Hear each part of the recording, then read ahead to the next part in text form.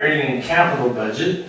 So I guess Ms. Hare will be presenting that information for us. Good afternoon, y'all. I think you've all had your budget for a week or so now, so hopefully you've had an opportunity to look through it. It's been on display at our libraries and in our offices here at City Hall if anybody in the public is interested in receiving a copy of it. I would like to thank Mayor Hunter. This is his first full year. Last year when we did this, he had been in office just about a month, so I think he definitely was more grounded, more involved, and more knowledgeable than he was last year, and we appreciate his input and his dedication to having a very efficiently run city and making sure that we spend our money in the best manner possible. So we appreciate that. John works hard with us on the budget, and all of our department heads. I think that as you looked through the budget, you saw the increases that we have, and I think that our departments always continue to work well with the means that they have to stay within their budgets and to be responsible with our citizens and making sure that they provide us the best services possible at the most efficient cost. I'd like to thank my staff. I have Missy Billiot has worked with the budget for many years now, and I appreciate her help and support in all areas. We had our new Assistant Director of Finance was involved in this year's budget. This was his first budget. He did a good job. He was involved and very helpful, and so he learned a lot, has a lot to learn, but he's very excited about the challenge of the city's budget. He's learned a lot, and I think he finds it very interesting. Shelley Appleby is old new face, and she got to put this big old book together, help us put the book together, and she did a great job. Rika Kanik is new. This is her first budget also. She works primarily with grants, and we have about $5.5 million in grant funds included in these budgets, so it really is a big task to get all those grant programs done. So we appreciate the staff. Trina Bailey's not here. She's always involved and helps in a lot of different ways. So I appreciate the staff, appreciate the city staff, and of course you, the council, y'all always have good input and do a good job with making sure the city's monies are managed well. So I have a budget presentation for y'all, PowerPoint presentation, and we can start and move ahead with that. This is the general. This is the operating and capital budget. We combine them both into one document. Let's see if I know how to do this.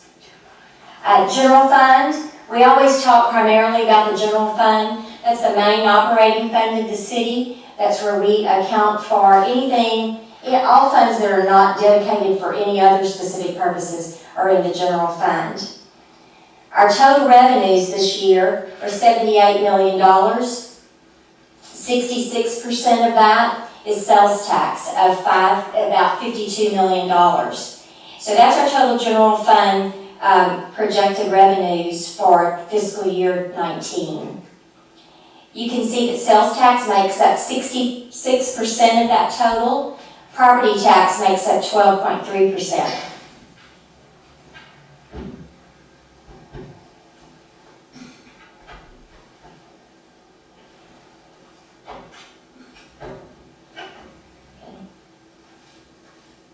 Franchise and license tax.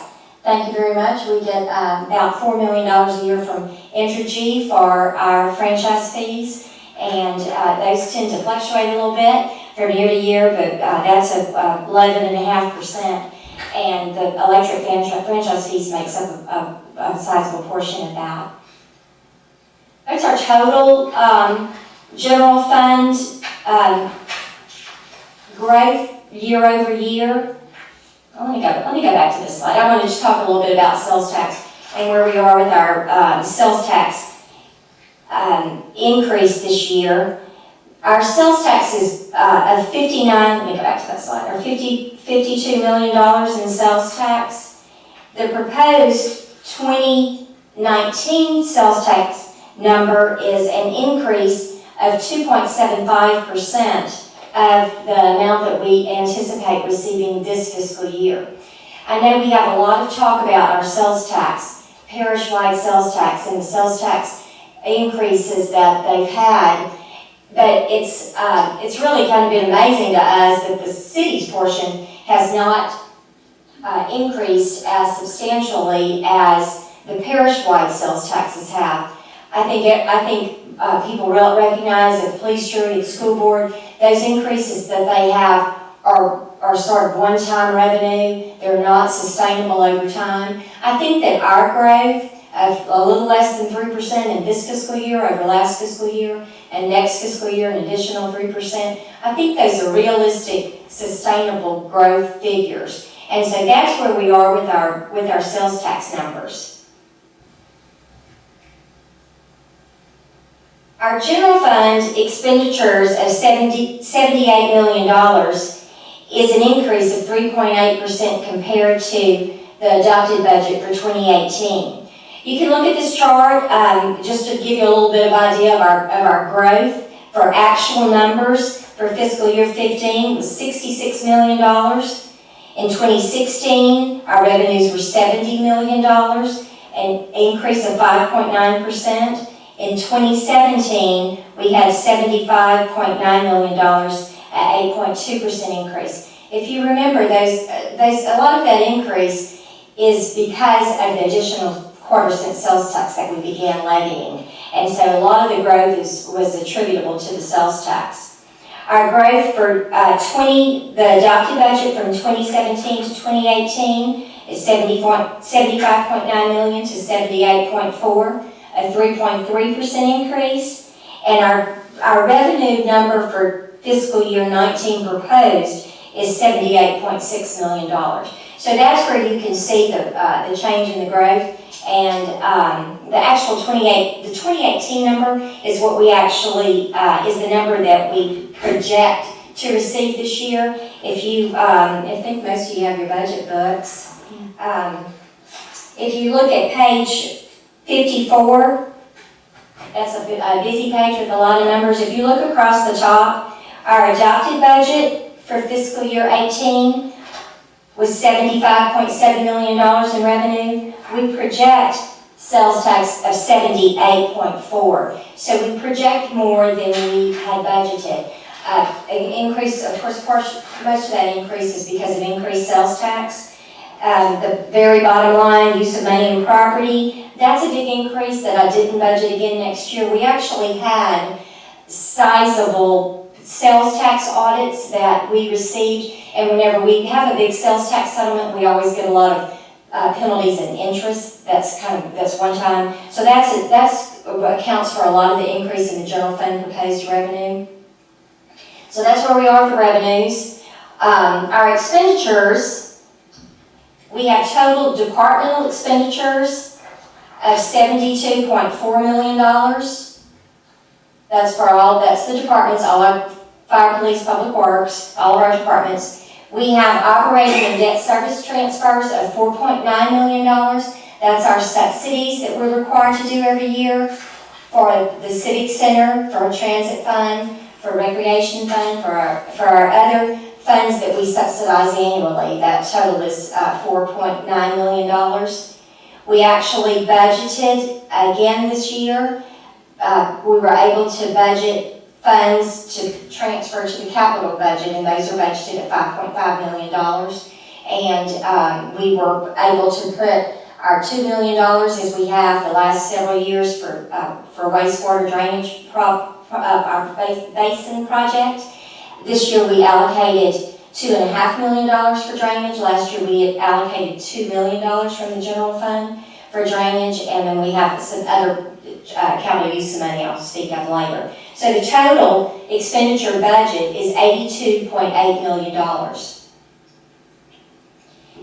The total departmental expenditure, excluding our transfers, the police department makes up 29% of that budget. The fire department makes up 24.6, and public works $25 million. So those three departments make up almost 80% of our budget. Our proposed budget of $72 million is a 3% increase over last year's adopted budget of 70.3. This pie chart demonstrates the categories. Our salaries, overtime, and fringe benefits make up 64% of the total general fund departmental expenditures. Salaries of nearly $30 million were calculated with only a 2% increase as required for longevity pay for our civil service employees and a corresponding 2% longevity increase for eligible non-public safety employees. So there's no pay increase included in this budget other than what we're mandated to give to our employees. Our retirement contributions continue to be challenging. Our municipal employees' retirement contribution is at 14% compared to 13.25 last year. Our municipal police employees' retirement contribution rate increased to 32.25. It was 30.75 in last year's budget. Our fire department budget retirement contribution remained the same at 26.5%. So our total retirement contributions are $7.2 million compared to $6.8 million last year. So that makes up a big portion of our retirement and other benefits. The other benefits is, of course, health insurance primarily, and we have not increased our health insurance premiums for, I think this is our second year in a row. We went several years without an increase, and we did an increase a couple of years ago, but we did not have an increase in our health insurance premiums for our employees. And so we're always happy to be able to do that for them. On your salary, wages, and overtime, you have 45 on your graph? 45%? Mm-hmm. Yes, ma'am. And then I added to that the retirement fringe benefits to get to the 69. Yeah, retirement being 10%? That's the Retirement one, retirement kind of... and other benefits is 19%. Yes, ma'am. Right, that's what I'm trying to find out. The salary, wages, and overtime, 41 and 3 is 44%? Yes, ma'am. 45, is that the same Retirement, yes, ma'am. information? Retirement is 10, other fringe benefits are 9. Oh, okay. I sort of, the one that's in your book, I combined some of this for the presentation because some of them are so little. So I combined retirement and I have overtime separated out on the chart in your book on page 56. But for this, I added the retirement and other benefits together, the 10 plus the 9 for the 19% on this presentation.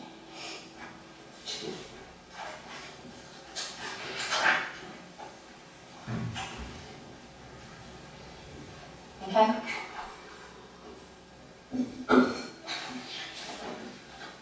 This is the growth chart, like I did for the revenue. Our expenditures by department in 2015 were $57 million. They increased to $60 million, a 5% increase in 16. In 2017, expenditures increased to $64.4 million. We had our pay increases given in those 2 fiscal years, so most of the increase were in salaries and fringe benefits. Our 2018 proposed budget is our projected budget is $67.6 million, and this budget is $72.4 million, a 7% increase over our projection for this past budget year. So that's the growth chart that I showed there. One other category that I would like to talk about is the other operational cost that we have on the pie chart. Let me see, where is it? That is made up of maintenance and our contractual obligations. We seem to have a lot of maintenance on our buildings, and we've increased our maintenance budgets for those to make sure that we keep those buildings well maintained. We also are contracting out to make sure that our, some of our streets projects that are small, just street maintenance that we do, our drainage programs that we do, our asphalt overlay, maintaining our asphalt, all of that has been included in that category of expenditures. Other thing that has increased is our automotive supply and gasoline. We have, as all of you know, that's something that we can all relate to personally in our budget. Our gasoline line items were budgeted for the total city, were budgeted at $1.3 million in fiscal year 18. We have amended that right now. We have to remove the money from our other operating line items to cover our increase in fuel cost. And we're up to $1.6 million, and we have budgeted $1,770,000 in next fiscal year. So that's something that we're keeping our own. Hopefully the cost of fuel won't go up much higher, but it did have an effect on this year's budget. So I just wanted to bring that up to you. Was that an increase in fuel consumption or the actual cost? It's the actual cost. It's the actual cost, yeah. So fuel consumption has been, It's pretty steady. It's pretty steady. I think we use about 50,000 gallons of fuel a week. And so whenever you have a 50-cent increase, it definitely increases our cost of fuel. So we've watched that. The departments have all had to put more money into their gasoline line items, and they've been able to do that within their operating budget. Karen, have we seen any difference whatsoever in the fuel project that we talked about, the Your propane, propane fuel use? I don't know that I'm the right person to speak to that. Mr. Jones, have we seen any kind of decrease in the usage of fuel using propane now? I think we have 2 buses operating with propane now, Right. along with the lawnmowers. Right. So have we seen any? Fuel usage cost has been about the same. Where we're saving some money is in the maintenance cost. Okay. That's high maintenance. Yes, sir. Okay. Thank you for following me. All right.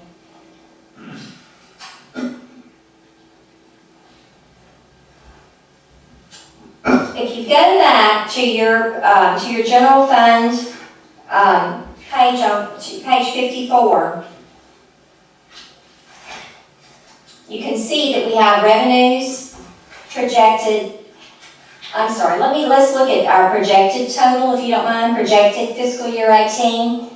We have projected revenues of $38.4 million.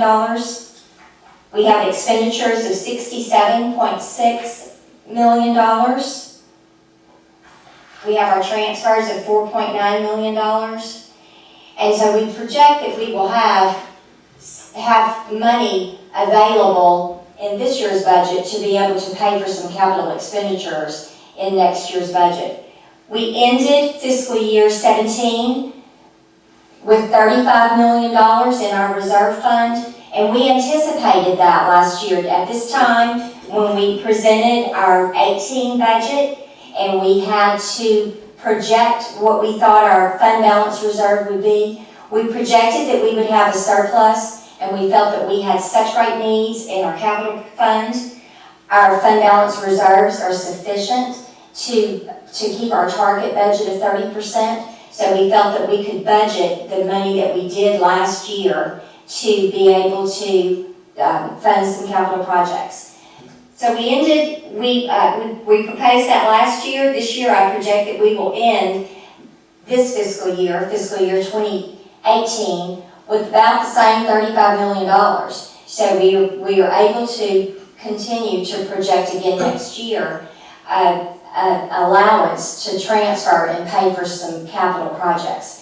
So I think that we do that with good stewardship of our money, and we do have the extra quarter-cent sales tax that's paying for our additional salaries, and we had said whenever we pass that tax that hopefully we would be able to fund capital projects because our infrastructure needs are so great. So this allows us to do that. We project that we will end fiscal year 19 with a $31 million surplus, which well exceeds our 30% of fund balance reserve. That's by taking 9 million out. That's what you're doing, transfer. Yes, ma'am. Okay. Okay. This is our total sales tax distribution. I did this chart last year because we had a new one sent and just to try to see where it all went. We're projected to collect $67.7 million in sales tax. 76% of that goes into the general fund. So most of our sales tax is in the general fund. Our 1 cent tax that we passed in '96 has some specific dedications for wastewater, recreation, and capital projects, so those are distributed. And our new tax has a 1/4 cent that we put into debt service reserve fund. So that's the breakdown of our sales tax distribution. We have other funds besides the general fund. We have a category of special revenue funds that total $38 million. Our wastewater budget is $18 million. We use that to fund operations, and we also transfer funds every year from the wastewater fund to fund wastewater projects. We also have we have 2 loans that we currently service with the wastewater funds. We're almost through paying for Plant D, and now we have a DEQ loan that we're paying, and so those are paid for from wastewater funds. Our riverboat money, we use portions of that to pay for our debt. The balance of that goes into capital project funds. And we have our new sales tax fund that we put that money in there. That's our reserve that's our debt service reserve. And if those funds are not needed, which fortunately they have not been needed, we are able to transfer those in the following year to the capital project funds. We have recreation grants, disaster recovery, and other money that total $38 million in our special revenue funds. Each of those are displayed separately in your budget. Our enterprise funds, we have 4: Transit, Water, Civic Center, and Mallard Cove. Transit, of course, receives FTA funds. Water fund is self-generated revenues from water user fees. We have accumulated money to help us build a new water plant, and we pay for operations for both the water business office and the water distribution and treatment facilities. Our Civic Center and Mallard Cove, those are both enterprise funds that that do receive some subsidy from the general fund. Those total $21 million. Our capital budget, that seems to always get a lot of attention. Our capital budget is $51,627,000. I have to say, this is the biggest budget that I've ever presented to the council, and I think there's a reason for it being so big, and it's important that we realize that. The capital breakdown of expenditures, we have $17.8 million for streets, $5.7 million for drainage, $9.8 million for wastewater, $10.5 million for water, $3.2 million for community services and recreation, $2.3 million for general government. Total projects are $49.4 million. The capital budget revenues, sales tax revenues, are used to fund part of our debt of $2.2 million to get us to $51 million. It's important to realize that included in our revenue sources for this capital budget is $8.5 million from the Calcasieu Parish Police Jury, $8 million from their operations, from their funds, and $500,000 from their parish road trust fund. Those funds are going to be used for our Crean Lake Road project. That is a 50-50 project. They will pay 50% of all costs for that project, and all of it will be paid for by the city, so we have to budget all of the project. So it really looks like a big number in your budget this year. We have $8.5 million for that project from the parish. We have included in this budget revenue, we have $5 million from the DHH loan that y'all just gave us authorization for at our last council meeting. We anticipate that we will have design and other expenses for the new water plant, and we will use DHH funds of $5 million for that project, so that's included in the revenue. Additionally, we have authorization for a new DEQ loan For additional sewer work projects, we have $50 million authorized, and we have $2 million anticipated to be spent and drawn down next year. So if you take those revenue sources away from this budget, the budget would be about $36 million, which is still a little bit high, but it's not so out of line as this capital budget seems to be. So I just wanted to be sure to point that out to y'all, that of course, we will for the next several years as we continue to build the water plant and draw down more money from DHH. That money will be included in future years. But I wanted to be sure to explain that to y'all of where all these revenue sources come from. We have our 28% from our 1986 sales tax that goes into the fund. We have $1,690,000 from our new sales tax. And so you can go through the list. We have our gaming revenue. We have $5 million coming from the wastewater fund. We have our new hotel occupancy tax that's budgeted in this year to be accumulated for projects. So that's the total revenue. The authorization schedules, we have the street budgets. I know that looks like that's a bunch of numbers and big amounts. We have the biggest project, of course, the biggest allocation is the Korean Lake Road project at $11.5 million. $3 million of that is city capital money. The remainder of that is from the parish. And so that's the total street projects. We have the same projects that we fund every year. Our asphalt overlay, our citywide striping, our sidewalks repairs. A lot of those we kind of take that off the top. There are certain things in every one of these categories that we fund every year. And so those things come off the top, and then whatever's left of that is what we allocate to other specific projects. Those had to be for specific projects.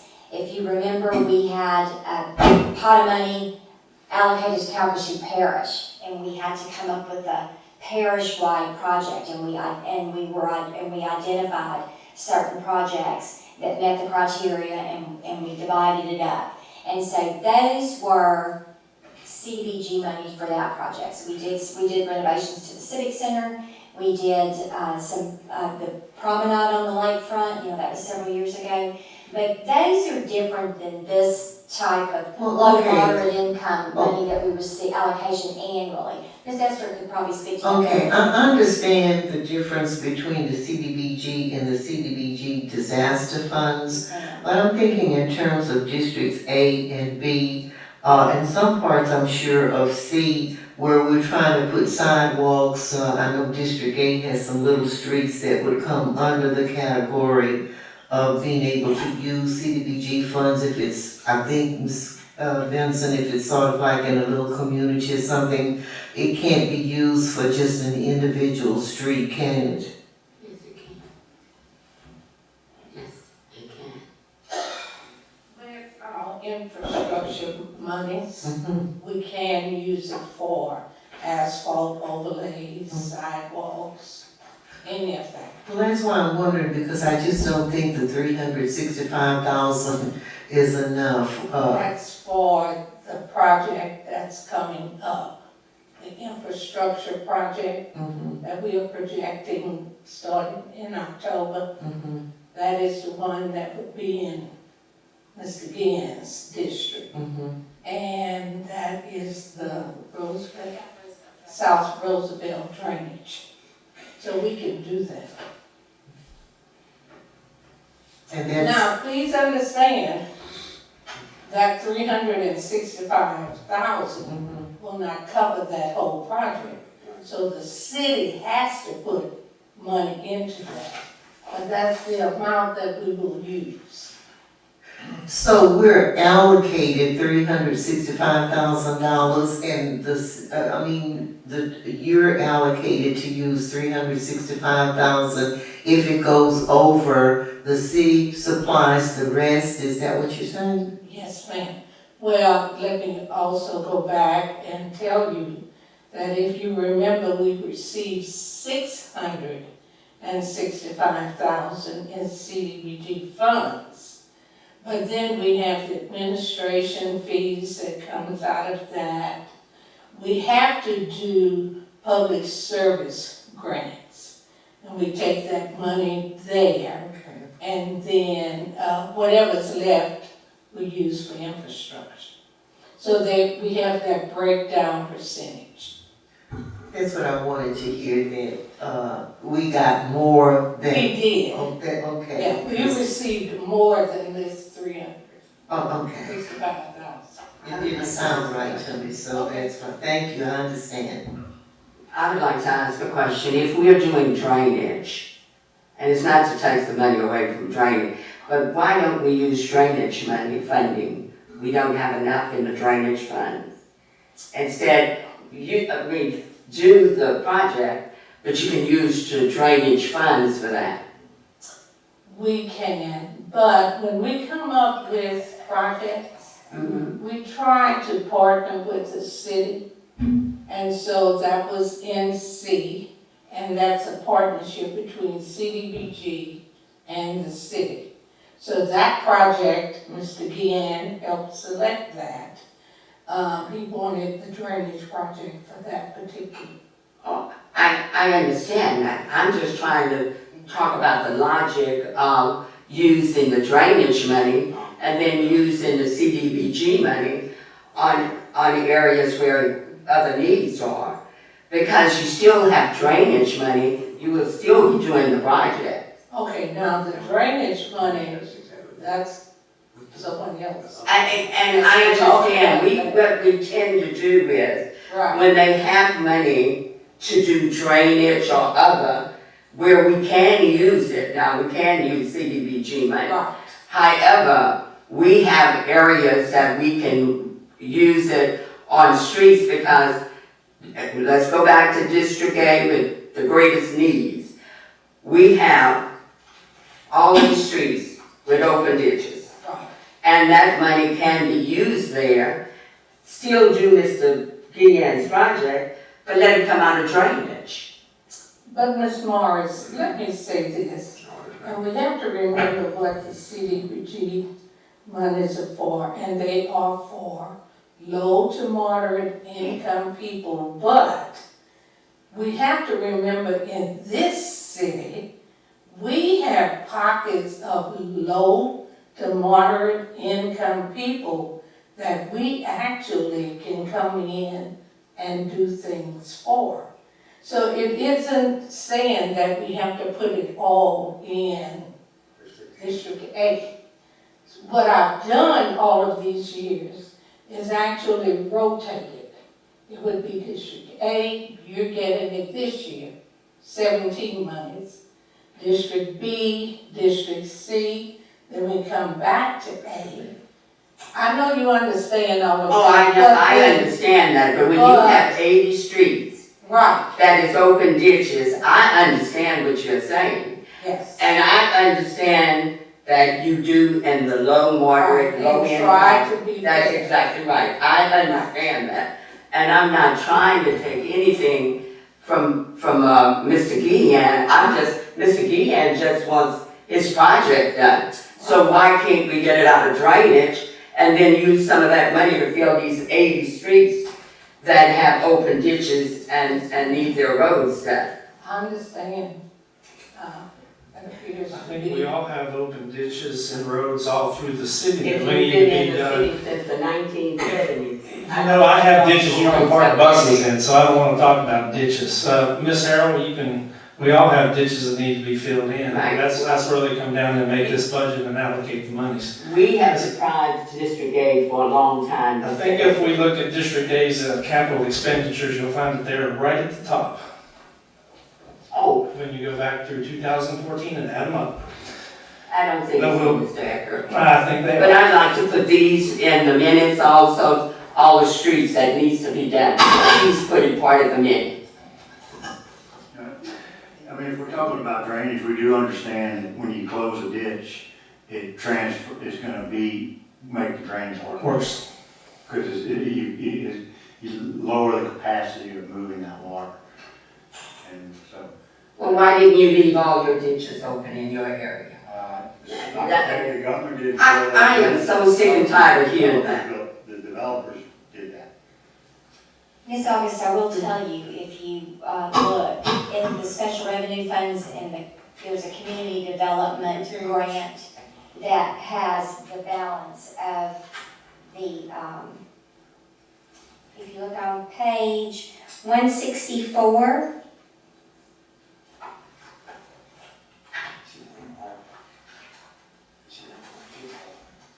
165, you can see that's where we have an additional $322,564 that is from community development. And that pays for the salary of 3 people, and so that's the $600,000 that Ms. Esther referred to. Well, that's what I really wanted to bring out, the fact that we did get more than the 360, Yes, ma'am. because it was confusing, Yes, ma'am. and so, It's just, I had that lumped in with our other grant funds. all right, I just needed it So good, I'm explained. glad you brought that up and clarified your question. All right, thank you.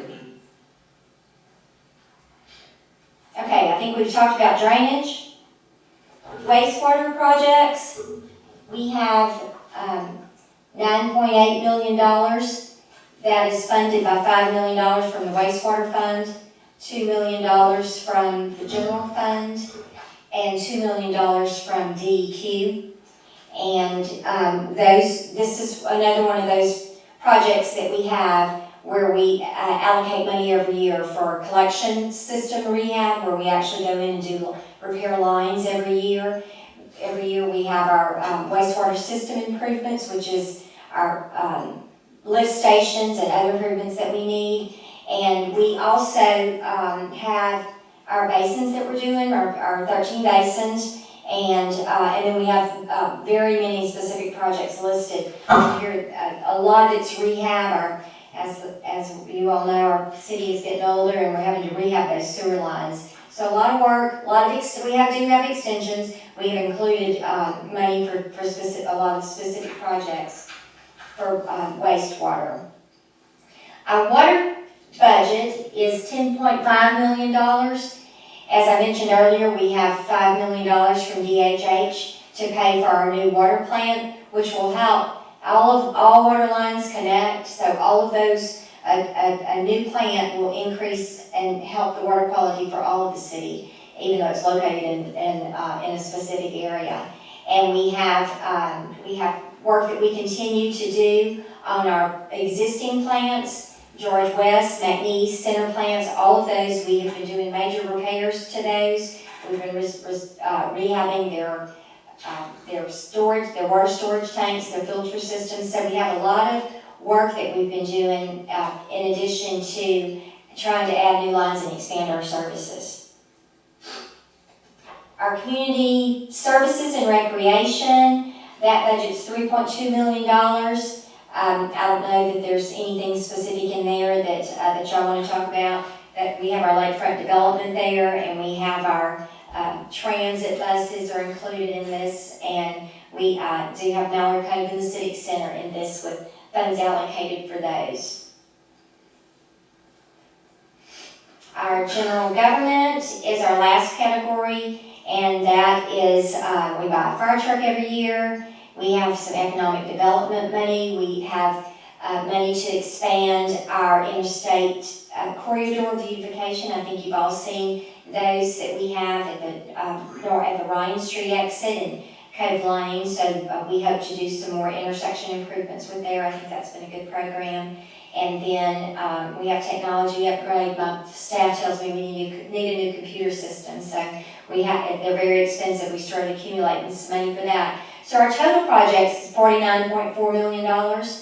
We allocate our bond funds that we are continuing to pay off, our bonds from our $90 million bonds of $2.2 million, and so that brings us to our $51.6 million capital budget. So I think that the bond budget that you're talking about, is this the balance that we owe? What is oh no, this is how much the general fund is paying. Right. If you look on page 186 and 187, you can see each of those bond payments. Our total principal payment for fiscal year 19 is $7.1 million. Yeah, I just want And to if you know. look at in each of those tabs, you can see the balance. We have $5 million left for our sewer bonds. We have, I should know that number, but I'm sorry, it's not coming to the top of my head. Our 2007 bonds have been retired. Our 2014 bonds, we have $13 million. Our 2010 bonds, we have $4.5 million. And then our refunding of the 10 and 7 bonds, we have $24 million left. And I'm sure it's in the budget letter. I think it's about, all total, we have about $60 million in bonded debt. And that will all be paid for in 2027. They were 20-year bonds, and we started in 2007. So all of that debt will be fully repaid in 2027, except for the DEQ and DHH, those are newer. But all of our $90 million will be paid off in 2027, and I don't know about y'all, but those years seem to go by faster, and that will be here before we know it. So that's a good question, Mr. Guillen. As with the interest rates going up the way they have, I know at one point we were making nothing on our monies with, We I are guess, very land or excited, whatever. Where are we at now? That's another interest earnings have definitely, they got to where they weren't worth talking about. And so I got an email today, LAMP is paying 2.03% interest. And that's overnight money, so that's really good. You can see throughout the book, we talk about interest earnings in different funds. I actually budgeted some interest earnings in the capital project budget, and I haven't done that in many years. So we are receiving interest earnings, and our with Whitney, our fiscal agent bank, their rate that they pay us on our deposits is comparable to, it usually is about the same as LAMP. So we're earning more than 2% with our money just sitting in the bank that we can access immediately. And of course, we do still have outstanding investments that are a little longer term. But that's a good revenue. We were sort of conservative in our, that's Jason. Jason and I, he really wanted to, he recognized those higher revenues, but we were conservative, as we always are, in our revenue projections for the interest earnings, but they definitely have increased. Thank you. All right, so does that conclude your presentation? That concludes my presentation, and I ask that you invite the public to speak. That was my next step. All If there's right. anybody here from the public who would like to speak to the budget. Included in our budget document is our budget process, and it does talk about how we come up with our operating budget and how do we come up with our capital budget. And our capital budget starts first. We have our 5-year capital improvement plan that is due to the Planning Commission on June 15th, and it is adopted at their July meeting. And so that is our basis to build our capital budget. We look at it, we call it a 5-year plan, but it goes out much further than 5 years. And we base that based on what we show as our priority projects. All of the council back it up in probably March. We send out a request to them for all of them to submit their capital needs. And they list the projects that they would like added to the capital budget. They review the projects that are on the list already. They can move them up and down. Maybe one street has become more problematic than another. So they are able to review the projects that they have. We look overall at the total city budget. We have different categories, of course, just like we have our categories of budget. We have our categories in our 5-year capital plan. We present that. We work with the council on that. We work with our departments on that. We have our boots on the ground, and we have our departments that submit lists to us. We have a planning department. Streets are graded. They look at, when you look at a street, you have to look at the traffic counts. You have to look at how much traffic is on that street and the condition of the street. They have mathematical equation that they do that grades these streets and rates them for us. And so from that 5-year capital plan, we use that to develop the capital budget. We're trying to look and see how much revenues do we have, how much money do we have for our capital budget. And so from that, we develop our capital budget. Our operating budget, we send out our departments, all of our departments receive a budget request, and they fill out all of the information. Do you need any new positions? Are you going to go anywhere? Do you need a travel budget? Where are you going to go? And do they have any additional people? Do they need more budgeted in their overtime? And what types of material and supplies do they need? If they want 5 new cars, are you trading in 5 new cars?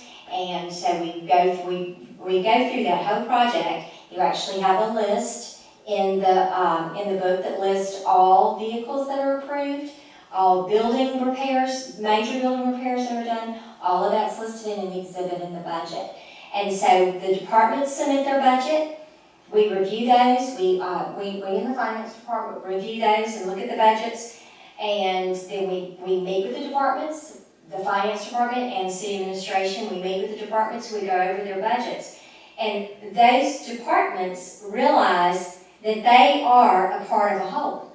The police department can't spend all the money because we also have to pay for the fire department and we have to pay for the public works department. So we have to look at citywide and what our needs are. And from there, we project our revenues, we project our expenditures, and we live within our means. And so that's kind of the process that we do. And we meet with the departments, we meet with the administration, and then we pull it all together. And we have to legally give it to the city council by August 15th. We are required to hold 1 public hearing. We used to hold more hearings. We used to go out about in the community and invite the public to come in and to make comments. And I would speak to an empty room. And so we decided this was a better forum to allow our council to be together at a public hearing. Because if we have a public hearing in one district and another district, not all councilmen will be able to attend all meetings. So as a group, this is a public hearing where the council can be together. They can hear all of the comments from the public. And so that's how we ended up with 1 public hearing. We're legally required to have 1. That's what this is tonight. And so we have our 1 public hearing. The budget has been introduced and it is up for final action at next Wednesday's meeting. They can defer it to the following Tuesday if they need to, but legally the budget has to be adopted by September 15th.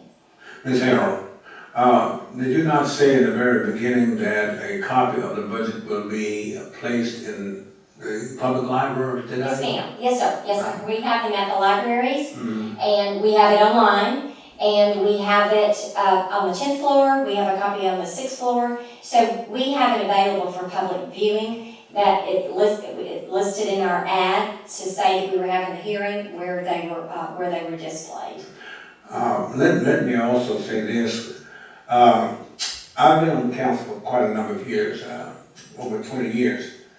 And I can remember probably around my 10th or 12th year, I had made a request to have streets done. But I didn't get it done until 2018 because the money is allocated each year for the project because of the cost of the project. 6th Avenue was just finished because of the flooding. We had to wait a long time for that. And several streets that we just allocate to each year until we can get enough in the budget to cover the cost of those projects. So I know how it feels to just have to wait. Now, at the same time, we don't have a big lump sum of money that I wish it was possible that I could just get 5 or 6 million anytime I get ready to take care of the business of my district. But I've had to wait and build up, and I think Ms. Morris is in that same dilemma. And I know that as far as District A, we have a great number of streets that is listed that's going to be in the asphalt overlay projects that is going to be taken care of. I even forgot how many it was, but I know it was quite a number. I don't have but maybe 1 or 2 that's gonna be budgeted. I need more, but I just have to wait until my time comes. So, I understand her concern about her streets very much so. But we just all have to wait, each council person has to wait on what's allocated to that district. Thank you. I would like to say something. First of all, I understand what Mr. Guillen is saying, that we all have to wait. I've been on the board since 2014. And in 2015, I sent a letter or an email to the whole group. And it said, of course, it was not under the new mayor, Mayor Hanna. It was to Randy and John and the rest of administration. And I said, good evening all. I compiled a list of streets that still have open ditches. Although they have been in the city limits for some 30 years, many of the streets are too narrow to accommodate two vehicles traveling in opposite direction at the same time. We should be aggressively seeking to widen the street as well as close the ditches. And that was done in 2015. The answer back says, Ms. Morris, I have asked Mr. Edwards and Walt Jensen to compile a master list and map of all open ditches throughout the city. I have also asked them to provide an estimated cost based upon linear feet of open ditches. As you are aware, a more accurate estimate is provided when a project is engineered. We will make sure that all of the open ditches on your list are included in the master list. I just want to make sure that the master list have the list and we start working on it. When you put in for a street to be done, like Highway Street, and they have to do Gray Street to fix Highway Street, then what happens is that now I have to wait because we can't do Highway Street and we can't do North Grace because we don't have enough money. So we have to wait until next year to asphalt it. You have one side of the road done and we're waiting for the other side to be done. Whoever did a road like that? We don't do roads like that, but it's done in my area. So I understand about waiting. I just want us to complete the road and do a good job in making sure that the road is done. So now Highway is not done, and we have one side of North Grace, and we have a third on the other side done.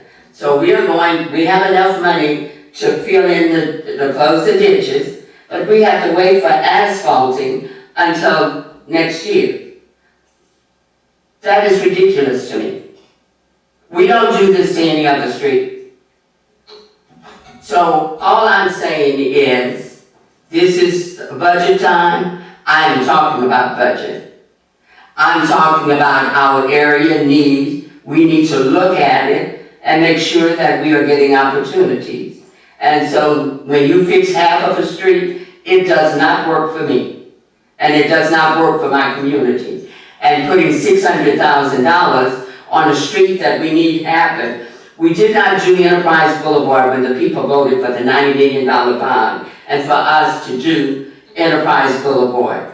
This group voted against the environmental study. So we didn't do it. So we are trying to open up our area, get growth in it, and all we're asking is an opportunity. And that goes for the mayor, the administration, and all who works on this budget.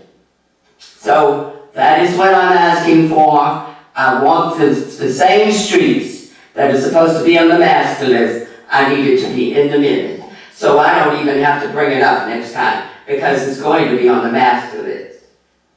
Thank you.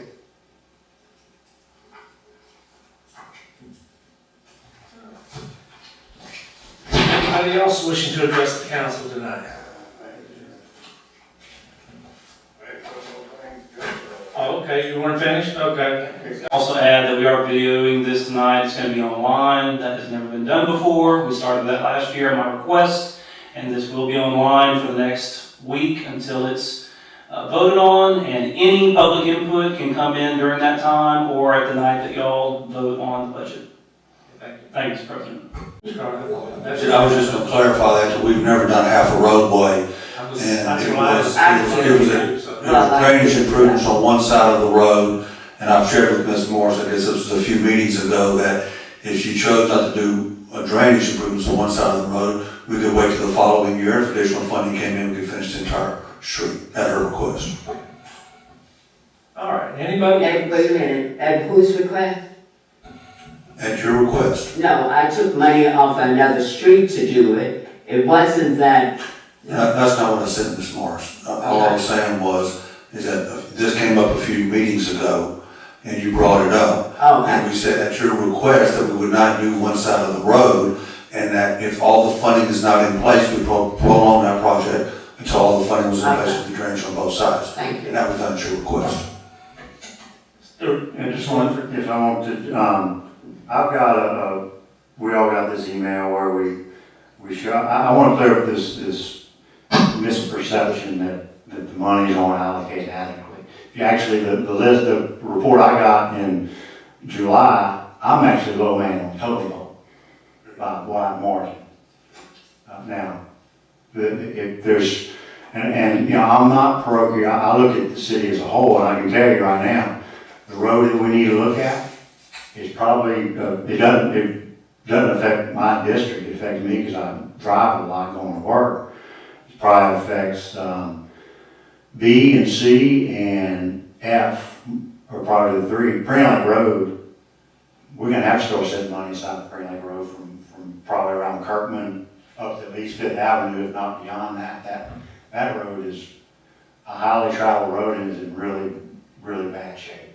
And it's our road, you know. College Drive in front of the car dealerships are in deplorable shape too. That's not our road, that's a state road. Now part of that's probably true to the fact that they're unloading cars on College Drive to go to the dealerships. But so there are needs everywhere. I think Ms. Harrell may have a more up-to-date list than what I have, but actually Mr. Ayu's has the most in that list, but to be fair to him, that's because of a bond project that was delayed because we were waiting for the bridge over the bayou there at Nelson Road, for that to be done to do that bond project. I mean, the one councilman here who has a bond project that hadn't got done yet is Mr. Ayu. I mean, Lake Street got done, and now none of them got finished because they all came in over budget. And we're putting money aside to do those things like Ms. Harrell said, we grade the road based upon condition but traffic counts. I mean, that's how you have to, that's where you're affecting the most citizens, is where the most cars are. And that's why I point out Prairie Lake Road, which is not even in my district, that's the road we need to start taking a look at, because it's pretty rough. But I mean, we could go over what we got in July, but Ms. Harrell, you do have one more up-to-date list that kind of breaks out on a percentage basis. So if you're just looking at one, each of us represent 1/7 of the community. Well, I've kept this spreadsheet for several years now, and we do, as we go through the projects, it's included in our spreadsheet of each project and does it belong to a specific council district. A lot of what we do is citywide. It affects everybody citywide. And so I have, I've sent y'all the spreadsheet. I've given you the spreadsheet from time to time. I did update it. It's just part of what I do. And I have it with me. I have copies of it, and I can distribute it now. I can distribute it later. But it does show our distribution by district for including this year's budget, what we budgeted from 18, 17, 16, 15, and 14. So I have it. Y'all are welcome to look at it and see how we have distributed our projects. Ms. Harrell, it might be wise to say it now. We have an audience who's concerned about the budget. They might want to know how each district's contribution is totaled? So that's for 2018. Well, this was cumulative over 4 or 5 fiscal years. Yes. No, don't go through the whole thing, just 2018. In 2018 is last year's budget. And we had, District A, I don't have it on my PowerPoint, I have copies I can give y'all. District A in 2014, not this year, received, Maybe, to me, it makes sense to give it, because you're gonna have, anybody, you're gonna have peaks and valleys. Some years, you know, you may have a big project that gets done, so you're gonna smooth it by doing I think it's 4 fiscal years that we have on the report that I have, so I assume that that's what you would have. well, I have, I'm not sure what you have from July, but in 2018, Ms. Morris had $2.7 million. She had 20.9% of the total 12.9 million. And how did you arrive at that? I have your projects listed, that was listed in the. Right, and remember, half of those streets that were on those projects that have numbers on it, none of them are done.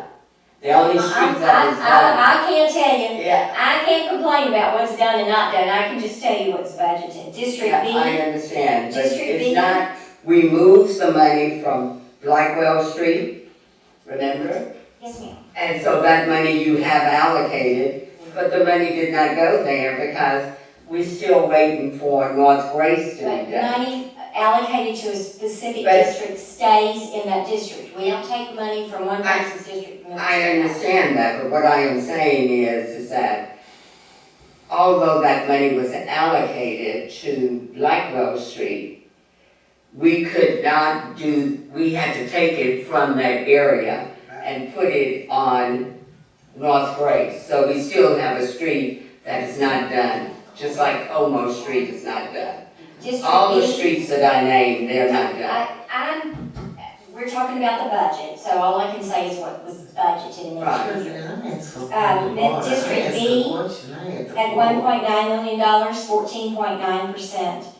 Mr. Guillen's District C, I missed that, I'm oh, sorry. I'm sorry, this is in 2018, $1.9 million, 14.9%. Mr. Guillen, $1.2 million, 9.5%. Mr. Ayub had $2.2 million, 17.3%. Mr. Weatherford, $1.6 million, at 12.8%. Mr. Thibodeau had $1.1 million, 9.1%. And Mr. Eckerd had $2 million at 15.5%. We allocated to specific districts basically $13 million. In our 2019 budget, we allocated $2 million to Ms. Morris, 17.9%. Ms. August had $1.1 million, 10.2%. Mr. Guillen had $1.3 million, 12%. Mr. Ayub had $1.9 million, 17.6%. Mr. Weatherford had $510,000, 4.5%. Mr. Thibodeau had $2.1 million, 18.6%. And Mr. Eckerd had $2.1 million at 19.2%. We had a total of $11.3 million allocated in the district. And, but we have, I have it all the way out to 2014. If I look at the total amount of $55 million that we've allocated, we have allocated $10.3 million to District A, 18.7%. We've allocated $6.2 million to Mrs. August's district, 11.3%. We allocated $6 million to District C, 10.8%. District D has allocated $10.4 million, 8.8%. District F, did I skip you, sir? I'm sorry. District E had $5.6 million, 10%. Mr. Jackson had, I'm sorry, Mr. Thibodeau. Mr. Thibodeau. Wow, $8.5 million for 15%, and District G, 8.1 million, 14.7%.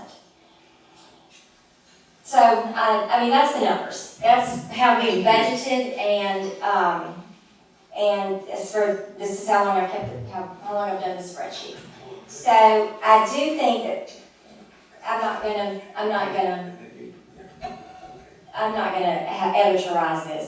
Those are the numbers. You can look at them and y'all can make your own conclusions and have your own discussions about it, but that's the numbers that I have prepared.